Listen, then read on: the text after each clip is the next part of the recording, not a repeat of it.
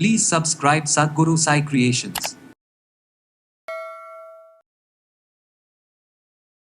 Full இன்வால்வ்மெண்ட்டோட தைரியத்தோட இருக்கீங்களா, இல்லை டவுட்ஃபுல்லாக இருக்கீங்களா, இல்லையோ என்னால் முடியாது அப்படின்னு பய உணர்வோடு இருக்கீங்களா, ஒருவேளை நான் போகிற பாதையில் நான் கீழே விழுந்துட்டா, ஒருவேளை என்னை யாராவது ஏமாத்திட்டா, இப்படியெல்லாம் நினச்சிங்கன்னா உங்ககிட்ட எனர்ஜியோட கனெக்ட் ஆகணும் அப்படின்னா ஃபஸ்ட்டு கொயட்டாக அமைதியாக உட்காருங்க. உட்காந்து யூனிவர்ஸோட கனெக்ட் ஆகிட்டு நைட் டைமில் நீங்கள் இந்த மாதிரியான ஸ்பிரிச்சுவல் ப்ராக்டிஸ் பண்ணீங்க அப்படின்னா 30% டே டைமில் கிடைக்க வேண்டியது நீங்கள் எவ்வளோ எனர்ஜி ரிசீவ் பண்ணுறீங்கன்னு உங்களுக்கே தெரியும். அதுக்கப்புறம் எதுக்கும் பயப்பட மாட்டீங்க, போல்டாக இருப்பீங்க. எந்த இடத்துலையுமே அந்த தயக்கமே உங்களுக்கு வராது.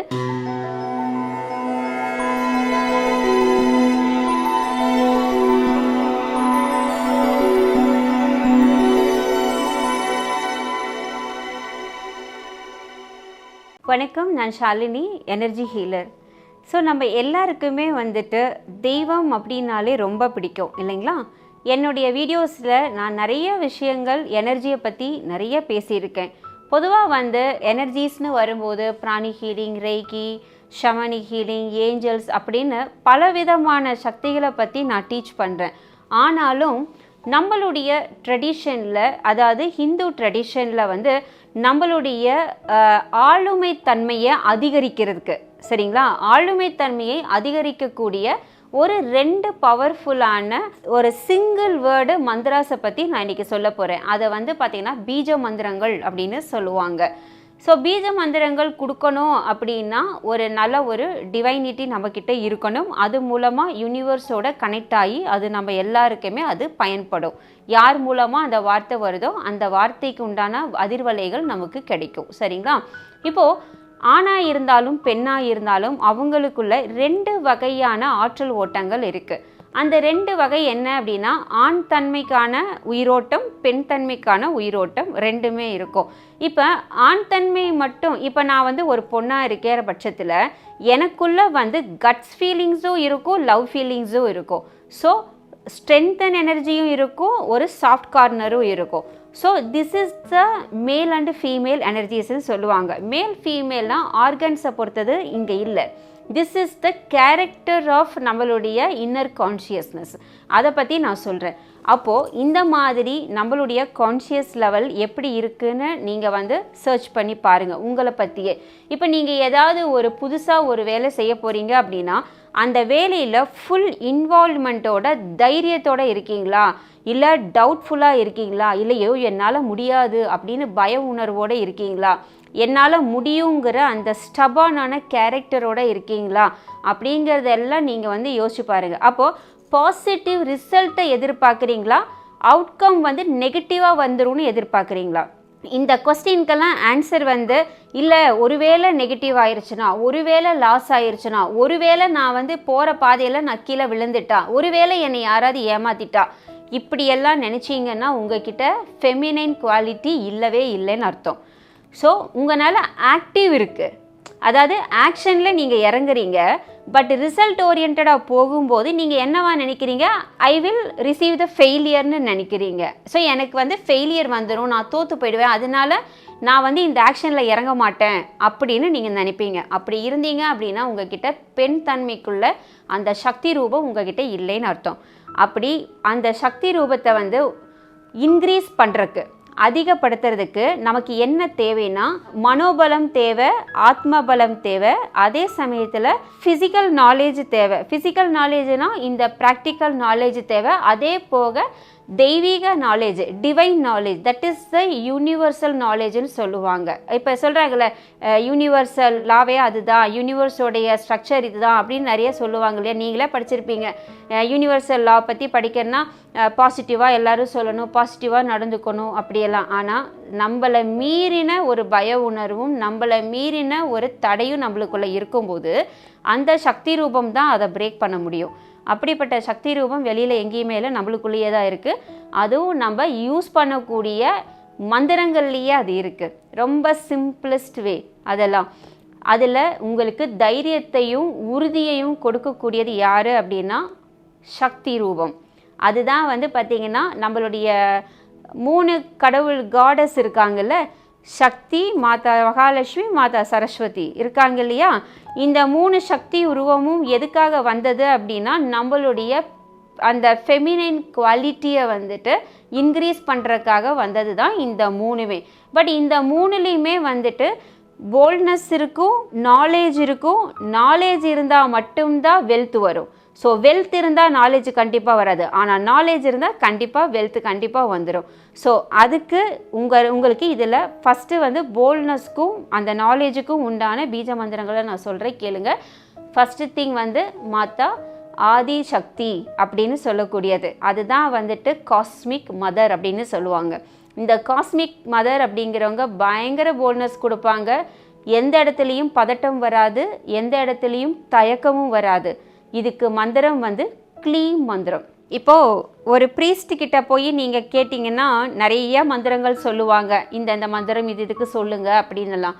ஆனால் உங்கள் லைஃப் பர்பஸுக்காக ஒரு பீஜ மந்திரத்தை சொன்னீங்க அப்படின்னா அது உங்களுக்கு ட்ரிமெண்டஸான எனர்ஜிஸ் எல்லாம் கொடுக்கும். உங்களுக்கு க்ளீம்ங்கிற மந்திரத்தை வந்து எவ்வளோ சொல்ல முடியுமோ அந்த அளவுக்கு பொறுமையாக சொல்லணும். நீங்கள் 108 முறை சொல்லணும் அப்படின்னா ஒரு கவுண்ட் வச்சுக்கிட்டு அந்த கவுண்ட்டு மெஷினோ இல்லை மாலையோ வச்சுக்கிட்டு நீங்கள் கவுண்டிங்கில் ஃபோக்கஸ் பண்ணி நீங்கள் சொல்லுவீங்க.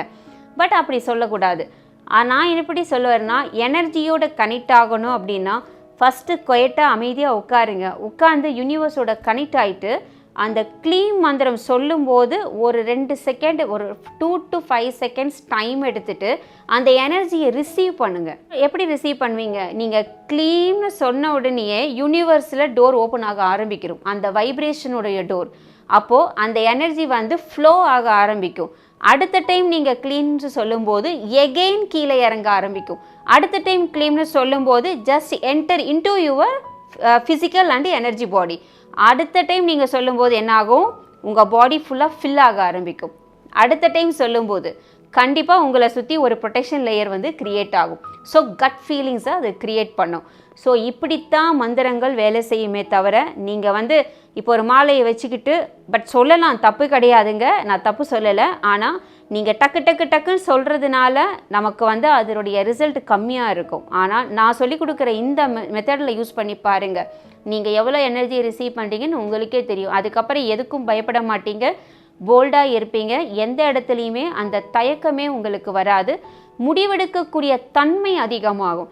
தைரியம் கம்மியாகிறதுனால, கான்ஃபிடென்ஸ் கம்மியாகிறதுனால தான் முடிவெடுக்கக்கூடிய தன்மையே வந்துட்டு நமக்கு வரமாட்டேங்குது.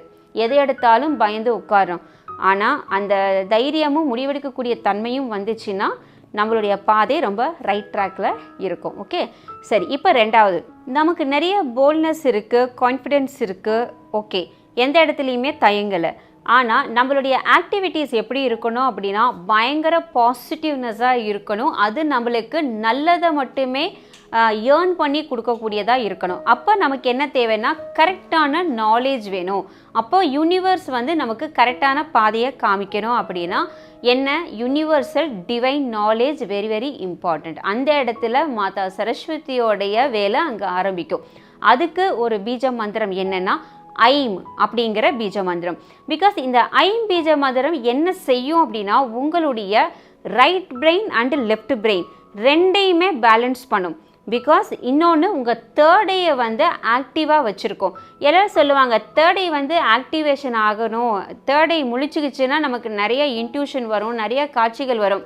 அது எல்லாமே வரத்தான் செய்யும். ஆனாலும் நீங்கள் ஐம் மந்திரம் சொல்லும்போது என்ன ஆகுதுன்னா உங்களுடைய தேர்ட் ஐ அப்படிங்கிறது நம்மளுடைய கிளான்ஸில் இருந்து வரக்கூடிய அந்த வைப்ரேஷன்ஸ், இது நம்மளுடைய ரைட் அண்ட் லெஃப்ட் பிரெயினை வந்து ஆக்டிவ் பண்ணி ரைட் பிரெயினை வந்து ஸ்பிரிச்சுவல் க்ரோத்தில் இன்க்ரீஸ் பண்ணி கொடுக்குது.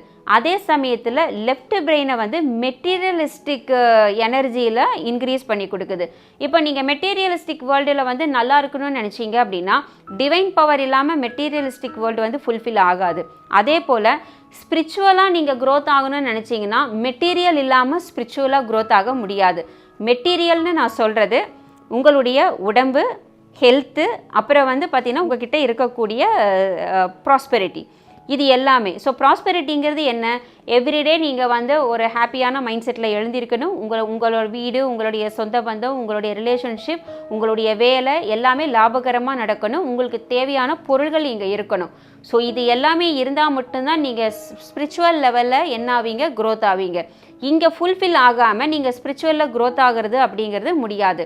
ஸோ டிவைன் நாலேஜ் வந்து வெரி வெரி இம்பார்ட்டண்ட். அதனால் ஐங்கிற மந்திரம் உங்களுக்கு ரொம்ப ரொம்ப யூஸ்ஃபுல்லாக இருக்கும். இதையும் நீங்கள் ட்ரை பண்ணுங்கள்.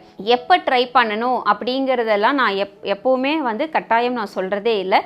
ஏன்னா நீங்கள் வந்து உங்களுக்கு எந்த டைமில் பண்ணணும்னு தோணுதோ அப்போ பண்ணுங்கள். பட் அதுக்காக தூங்கும்போது நான் உட்காந்து பண்ணுறேன் அப்படின்னு ஜாமத்தில் உட்காந்தெல்லாம் பண்ணக்கூடாது. பிகாஸ் நைட் டைமில் நீங்கள் இந்த மாதிரியான ஸ்பிரிச்சுவல் ப்ராக்டிஸ் பண்ணீங்க அப்படின்னா ஒரு 30% வந்து டே டைமில் கிடைக்க வேண்டியது 60-70% நைட்டில் கிடைக்கும். ஸோ அந்த எனர்ஜிஸை வந்து ஃபிசிக்கல் பாடினால் தாங்க முடியாது. ஸோ தேவையில்லாத நம்ம உடம்பு வந்து என்ன ஆகும், ரொம்ப டல்லாகிடும், ரொம்ப எனர்ஜி ட்ரெயின் அவுட் ஆகும். ஏன்னா என்ன தான் எவ்வளோ பெரிய உடம்பாக இருந்தாலும் யூனிவர்ஸோட எனர்ஜிக்கு முன்னாடி நம்மளாம் ஒன்றுமே கிடையாது. ஓகே, நம்ம உடம்பால் தாங்க முடியாது. ஸோ எவ்ரி டைம் வந்து டே டைமில் பண்ணுங்கள். உங்கள் மைண்ட் செட்டு எப்போ செட் ஆகுதோ அப்போ உட்காந்து நீங்கள் வந்து தாராளமாக இந்த மந்திரங்கள் சொல்லுங்கள். அதாவது பீஜ மந்திராஸ் அப்படிங்கிறது உங்களுடைய லைஃபுக்கு உயிர் கொடுக்கக்கூடியது. நிறைய படித்து அச்சீவ் பண்ணணும்னு நினச்சிங்களா, இல்லை வந்து ஒரு நல்ல ப்ராஜெக்ட் கையில் இருக்குது, அதை வந்து யாருமே பண்ண முடியாத அளவுக்கு சிறப்பாக பண்ணணும்னு நினைக்கிறீங்களா, அந்த மாதிரி ஒரு ஐடியாஸ் உங்களுக்குள்ளே இன்ட்யூஷனாக வரணும். அந்த ஐடியாலஜி கிடைக்கணும். ஐடியா கிடைக்காம எந்த ஒரு வேலையுமே நடக்காது இல்லைங்களா. இப்போ ஒன்றும் இல்லை, ஒருத்தர் வந்து ஒரு வீடு கட்டுறாங்க, இல்லை ஒரு காம்ப்ளெக்ஸ் கட்டுறாங்க. எவ்வளோ அழகாக கட்ட முடியும் அப்படிங்கிறது அந்த ஆர்கிடெக்டுக்கு மட்டும்தானே தெரியும். அந்த ஆர்கிடெக்ட் வந்து அந்த மாதிரி மந்திரா யூஸ் பண்ணார் அப்படின்னா இந்த யூனிவர்ஸ் என்ன செய்யும், அவருக்கு அத்தனை ஐடியாஸ் கொடுக்கும். அதே சமயத்தில் க்ளீம்ங்கிற மந்திரா என்ன செய்யும், அந்த ஐடியாவை வந்து இம்ப்ளிமெண்ட் பண்ணுறதுக்கான தைரியத்தையும் கட்ஸையும் கொடுக்கும், ஆப்பர்ச்சுனிட்டிஸையும் கொடுக்கும். ஸோ இந்த ரெண்டையும் யூஸ் பண்ணினீங்கன்னா ஆட்டோமேட்டிக்காக என்ன வரும், மணி வந்து தாராளமாக வரும் உங்களுக்கு. ஸோ யூஸ் பண்ணி பாருங்கள், ரொம்ப அருமையாக இருக்கும். அடுத்த பதிவில் நல்ல இன்ட்ரெஸ்டிங்கான டாப்பிக்கோடு உங்களை நான் மீட் பண்ணுறேன். தேங்க்யூ.